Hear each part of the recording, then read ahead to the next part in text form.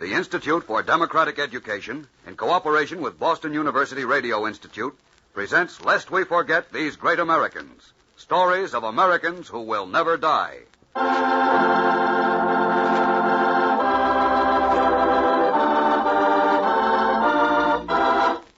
These Great Americans, with Donald Cook as narrator.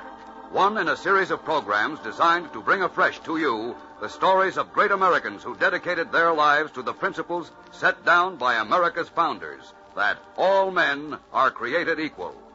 Today our story is about a boy who walked from the sidewalks of New York into greatness. So, let's look at the record, huh?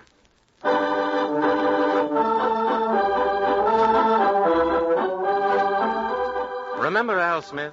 The man with the grin and the big cigar and the brown derby? He hasn't been gone from us long, but the world is a sadder place for his absence and a better place for his having lived. Al came up from the people, and he never forgot the people. Through all his 70 years, he was at heart the little boy who sold papers at the foot of Fulton Street in New York's great throbbing Lower East Side. That was in the year 1886, and the Brooklyn Bridge was still the great wonder of the world. Papers! Get your papers here. All late paper. Paper, Mr. Gilhooly? Yeah, the post, son. Well, sure, and how's your father these days, my boy? He's not very well, sir. Mom's pretty worried. Come to think of it, you better give me a copy of The Sun and the World, too, huh? Yes, sir. Gee, you sure read a lot of papers. Well, a man's got to keep up with things. Say, have you seen the Statue of Liberty yet since it's been unveiled? Gosh, yes, it looks awful nice. But, tell me, what do they want to go building a big statue for in the middle of the harbor, Mr. Gilhooly? It's a symbol, my boy. You see, most Americans ain't really American-born, with the exception of the Indians, of course. And that statue is there is to welcome all the people who are going to be Americans to this land. Oh, well, what's the torch mean? Why, son, it means that Lady Liberty gets tired sometimes of holding that lamp of freedom up all by herself, and that all of us have got to pitch in and help her. How? By never forgetting that we're Americans only for the grace of this good land.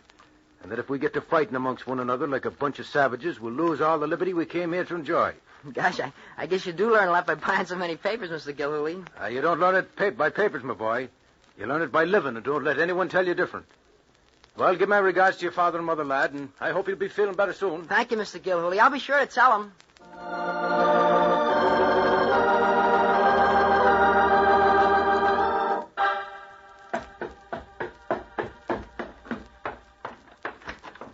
Mom! Hey, Mom! I met Mr. Gilhooly, and he bought 3 papers. Alfred. What? Mrs. Cohen, where's Mom? She had to go out. Pop, is... Alfred, you've got to be a strong boy now. Your mother will need you. Is dead? Yes, Alfred. He's dead. I've got to find my mom, Mrs. Cohen. She wouldn't know what to do. There's no money. There'll be money, son. No, you don't know. Pop never made much. Don't you worry about that, Alfred. All around you are friends, good friends. We're all poor with you, but together we'll manage. What? Thank you, Mrs. Cohen. Thanks? There's nothing to thank. Years ago, we all came over here so that there should be nothing but friendship and love between all of us. It's now that you need friendship and love. We wouldn't be good people if we didn't help. Go find your mother now, Alfred. She needs you.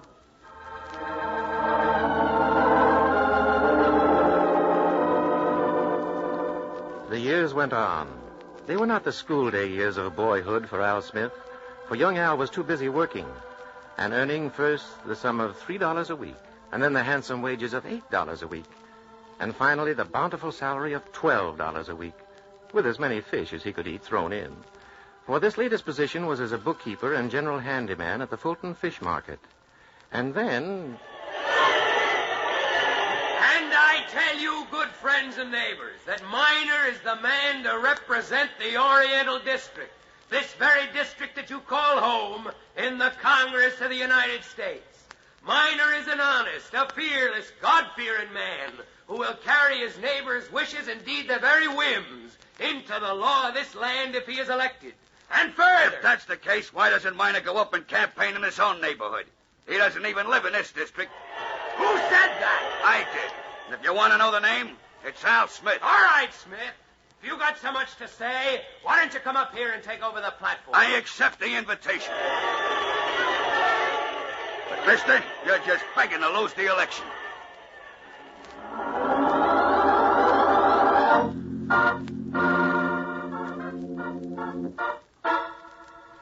Are you Al Smith? That's right.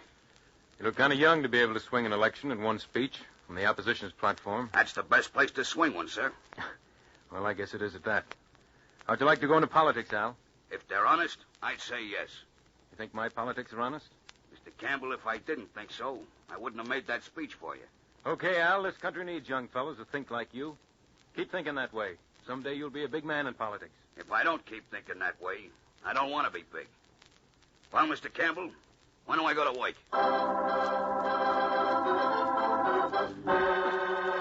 Al Smith had begun a career that was to carry him to the candidacy for the highest office of the land. The color of Al's personality, the eternal jaunty cigar, the debonairly cocked brown derby won him thousands of faithful followers. But his honest and great heart and feeling for the people won him even more.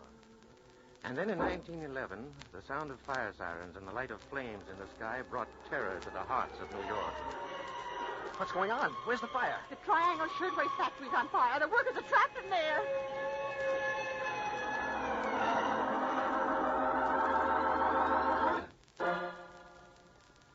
Yes, Mr. Rhodes, what can I do for you? Mr. Smith, I'm nobody. I'm just a very poor man, but I've come to you because you're chairman of the Factory Investigating Commission. I'll be glad to help if I can, Mr. Rhodes. Mr. Smith, my two sons, they died in the Triangle Factory fire.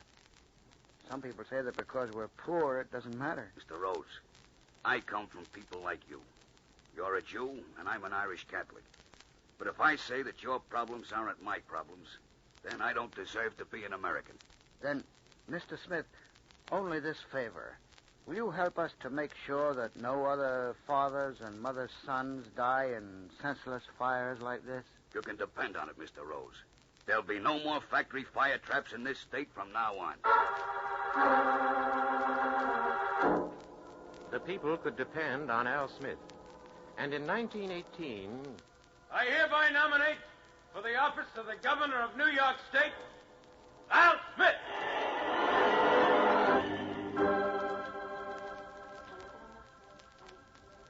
As governor of New York State, Al Smith, well... Let's look at the record. Now, listen, Mac, that Al Smith is okay.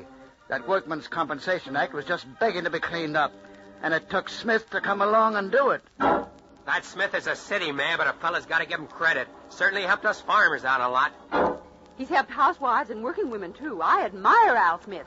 Me? Sure, I like Al Smith. Maybe you think it's easy to pay a big rent on a small salary. Al knew it wasn't, and he fixed it.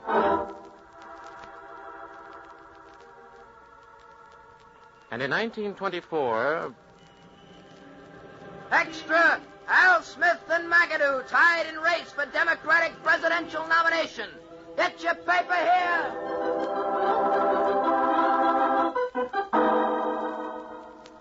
Mr. Smith, I'm from the Post. Will you give me a statement on your views regarding the Ku Klux Klan? Yes, I'll give you a statement. You can say this, young fella. If I win this nomination and am elected president, I'll fight the Ku Klux Klan. I have no use for them. I don't believe in them. I don't believe in the persecution of any man because of his race, creed, or color. I believe that this is America, where every man and woman has a right to live unmolested, no matter what nationality or religion they may claim as their own. That's what I believe. You can print that, young fella. Al Smith lost his fight for the presidential nomination, but he never faltered in his fight against intolerance. But in 1928, he again came up for the presidency, and this time he won the nomination. But there were those who believed that a man could not hold the highest office of the land if he also held certain religious beliefs. Beliefs guaranteed by the Constitution to be the personal and sacred possession of every citizen. I tell you people that Al Smith's religion automatically eliminates him from being an unprejudiced, unbiased president of this great nation. For that reason, I ask you to go to the polls and vote against him.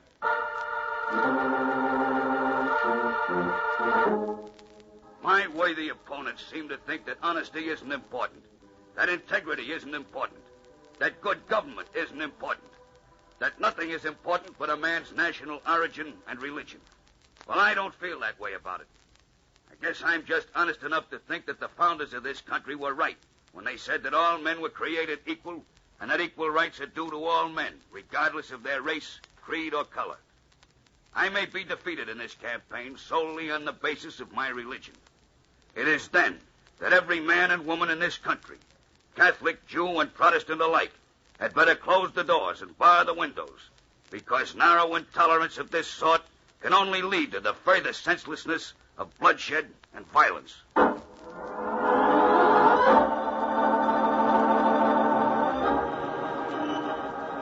Extra, extra! Hoover wins election. Al Smith defeated for president. Get your extra paper here!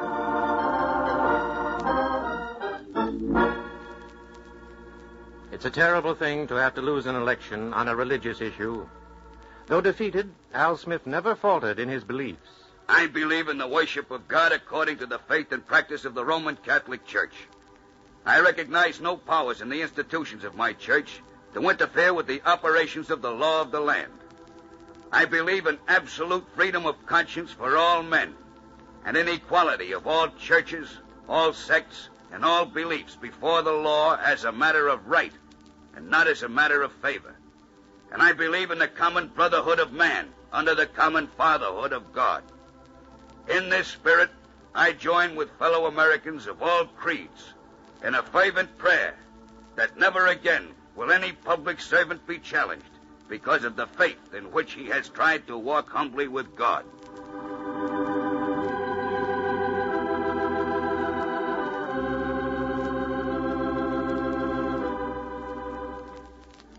The month was October, the year 1944. The happy warrior lay in state at St. Patrick's Cathedral as 200,000 people passed slowly by his coffin to say farewell. And all over the country, the people paid tribute to Al, in Catholic churches, in Jewish synagogues, in the clean-steepled, whitewashed meeting houses of the people of all religions. They talked of building a memorial to Al, of immortalizing him in marble so that people would not forget.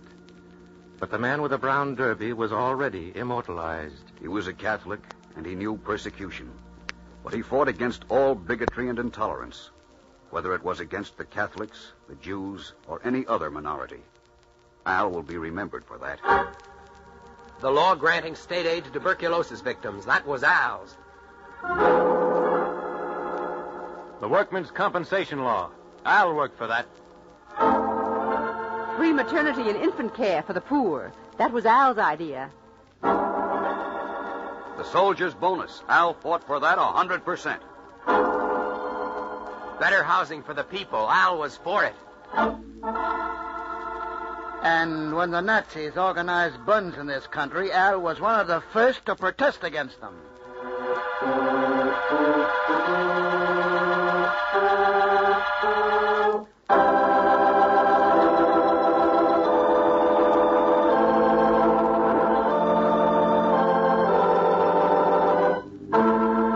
Yes, Al Smith. You learned early that Lady Liberty gets tired of holding up that lamp of freedom all by herself. You pitched in and helped hold it high. Yes, happy warrior, you of the wholesome grin, and the brown derby, and the eternal cigar. We have looked at the record. The people have looked at the record, and it is good.